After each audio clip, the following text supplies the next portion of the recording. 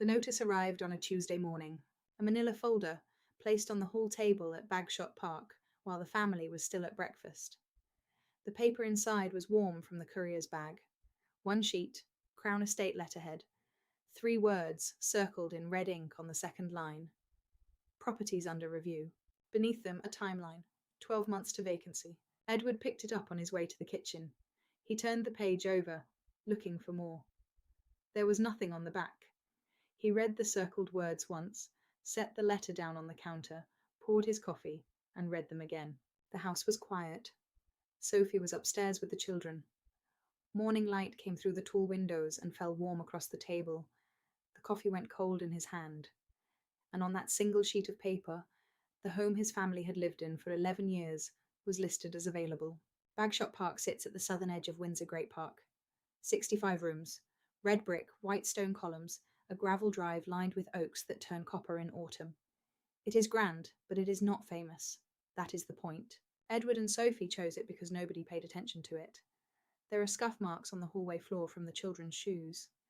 A kitchen drawer that sticks every winter. A garden wall where Sophie planted jasmine the year they moved in. They did their engagements, raised their children, and never competed for the front page.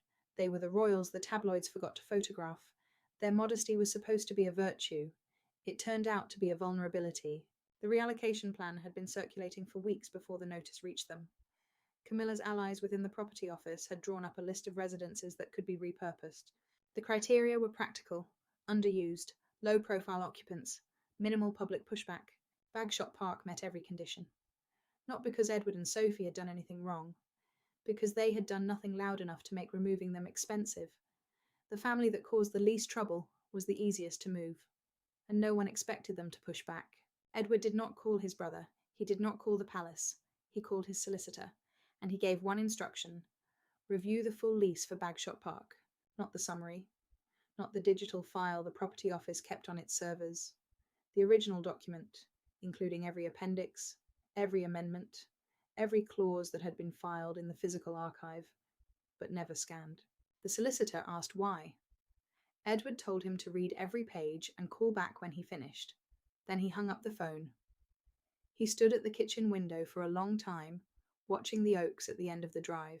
That night, Edward sat in the study at the back of the house. The room is small. Dark wood shelves, a window that looks onto the garden, a desk that belonged to his father. The lamp on the desk threw a circle of yellow light across the reallocation letter. Sophie came in and found it there.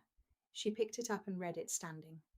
Her hand came to rest on the back of the chair, but she did not sit. The house ticked quietly around them, the old pipes cooling. Neither of them spoke for a long moment. Then Sophie set the letter back on the desk and asked the only question that mattered: whether they could actually lose this house. Edward did not have an answer yet, but he had already made the call, and he was not going to wait for someone in an office across the city to decide for him. The reallocation plan was not irrational. The Crown Estate manages dozens of properties across the country. Residences cost money to heat, to staff, to maintain. A family of 4 in 65 rooms is difficult to justify when the numbers are laid bare on a spreadsheet. Camilla's allies were doing what institutions do. They were optimizing. The problem was not the logic. The problem was that the logic treated a family home as inventory, and the family inside it as tenants who could be moved like furniture. 3 days later, the solicitor called. He had found something. Page 47 of the original lease. An appendix that had been filed in the paper archive at the Crown Estate, but never digitized. The reallocation team's entire legal review had relied on the scanned copy. 46 pages, every one of them accounted for. But page 47 had never made it into the system. It sat in a filing cabinet in a basement corridor, paper-clipped to the back of the original. The clause was 4 lines long. It specified that the tenancy of Bagshot Park could not be reviewed, reassigned, or terminated under any institutional reallocation program, not without the written consent of the tenant. 4 lines, buried in an appendix that no one had bothered to scan, invisible to anyone who trusted the digital file. Edward's solicitor read the clause aloud over the phone. Edward pressed his palm flat against the desk and closed his eyes. He asked the solicitor to read it once more. Then he asked one question: whether it was enforceable. The answer was yes. The page they never read, protected the family they never considered. But a clause is only as strong as the institution that agrees to honour it, and the institution was already moving against them. Within a week of the notice, Edward and Sophie's household budget was flagged for a separate review. Their staffing allocation was reduced by 2. A memo from the property office recommended structural assessments at Bagshot Park. The assessments would require the family to vacate the east wing during the review period. Scaffolding went up on the south face of the building. A surveyor arrived without prior notice and spent 3 hours measuring rooms that Edward's children used as playrooms. The message was not subtle. The reallocation plan was not just about property anymore. It was about pressure. It was about making the quiet family understand that quiet meant expendable. That if you never raise your voice, the institution assumes you have nothing to say. Sophie stopped receiving invitations to 2 engagements that month, not publicly cancelled. The calendar simply thinned. A car that usually arrived at 9 on Wednesday morning stopped coming. Edward noticed. He said nothing to the press, but he called his solicitor again. He asked for every document exchanged between the property office and the Crown Estate about Bagshot Park. The stack was 14 pages long. The word reallocation appeared 11 times. Edward read each page at the kitchen table, a pen in his hand, underlining. Imagine sitting at that table. You have lived in this house for more than a decade. Your children learned to ride bicycles on the drive outside. The wallpaper in the upstairs bedroom still has the stain from a drink nobody cleaned up properly. And now someone in an office you have never visited has decided that your home is underused. Picture explaining to your daughter why the staff she knows by name are leaving. Why a man with a clipboard spent Tuesday afternoon measuring her bedroom. That is not a property dispute. That is an ordinary evening at Bagshot Park. And nobody outside the gates knows it is happening. Edward prepared his case. The lease with the protective clause highlighted in yellow. A printed timeline showing every step of the reallocation process. A record of every communication that referenced his home. He arranged them in a folder in order with numbered tabs. He requested a hearing before the Property Review Board. The request was acknowledged and granted for the following month. He told Sophie what he intended to do. She looked at him for a long time. Then she said something he did not expect. She would come with him. The quiet family was going to make noise. Not much. Just enough. Camilla's legal team moved first. 2 weeks before the hearing, they submitted a formal challenge to the Property Review Board. The argument was surgical. The protective clause in the Bagshot Park lease, they maintained, had been superseded by a more recent institutional property policy. That newer policy, enacted 3 years after the clause was written, gave the Crown Estate broad authority to override individual tenancy provisions. The board received the challenge and accepted it for preliminary review. The timing was not accidental. The challenge arrived early enough to reshape the hearing, but late enough that Edward had limited time to respond. His solicitor received a copy by post. By the time it reached Edward, the board had already scheduled the challenge for consideration alongside his presentation. Edward learned the full scope on a Friday afternoon. His solicitor called with the details. Edward stood at the kitchen window, phone pressed to his ear, watching his daughter cross the garden toward the house. The late afternoon sun caught the tops of the oaks beyond the wall. His free hand gripped the edge of the counter until his knuckles went white. The solicitor was still explaining the legal reasoning.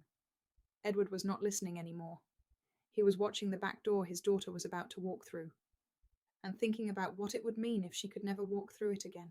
The board's preliminary response favoured the challenge. The protective clause, they indicated, appeared to conflict with the newer policy. The reallocation plan was back on track. Edward's one defence, the page no one had been read, challenged, and seemingly overruled in a single procedural motion. The quiet brother had shown his only card, and it looked like it was not enough. For 3 days, the reallocation of Bagshot Park was as good as decided. Camilla's allies had won the procedural argument. Edward's solicitor reviewed the challenge twice and could not find a flaw in its logic. The clause was paper, the policy was power, and power was winning. Sophie did not say much during those 3 days. She cooked dinner. She helped with homework. She watered the jasmine along the garden wall. At night, after the children were asleep, she sat beside Edward in the study, and neither of them spoke. The house was the same house it had always been, but it felt borrowed now. Edward stood before the Property Review Board on a Thursday morning. The room was on the second floor of the Crown Estate offices, a long oak table with 6 chairs on one side, a single chair on the other. Pale light from one tall window fell across the polished surface. a water jug, and 6 glasses, untouched. The room smelled of furniture polish and old carpet. The board members had Camilla's challenge document open in front of them, paper-clipped and annotated. Edward carried the lease in his left hand and the reallocation notice in his right.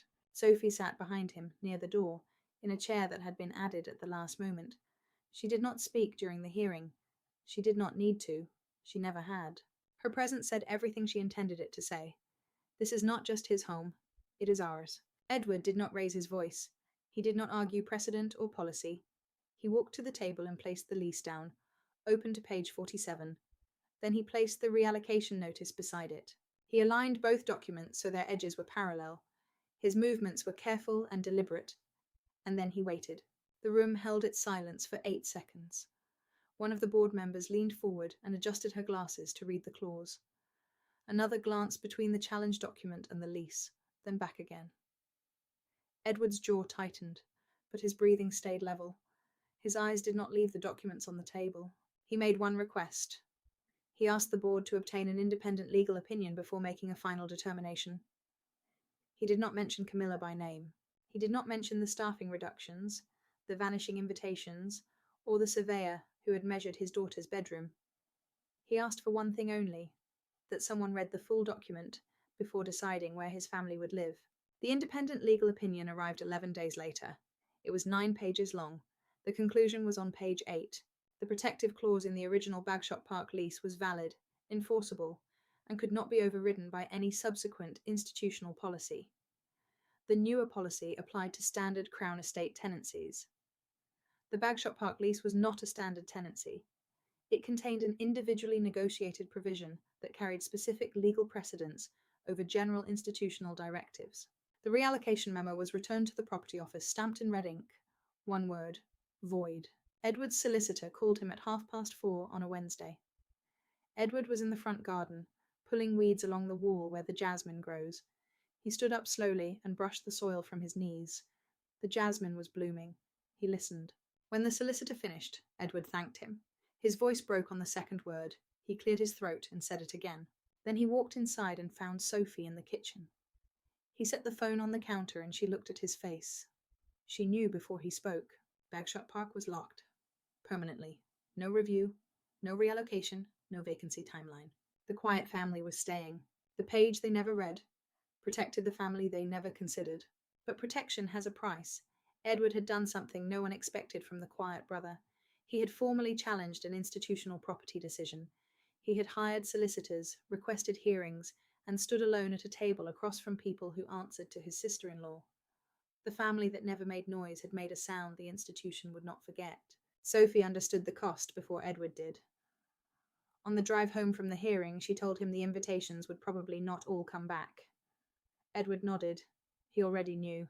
The quiet family had shown the institution it would fight when the home was threatened. That knowledge would travel through every office, every committee, every seating chart. Edward and Sophie would keep Bagshot Park, but the family would remember that they had been willing to challenge the system to hold it. Months from now, at a state event, a photographer will catch Edward standing a step further from the centre than before. Close enough to be family, far enough to remember what he did. The institution will note the distance, so will Edward. Neither will mention it.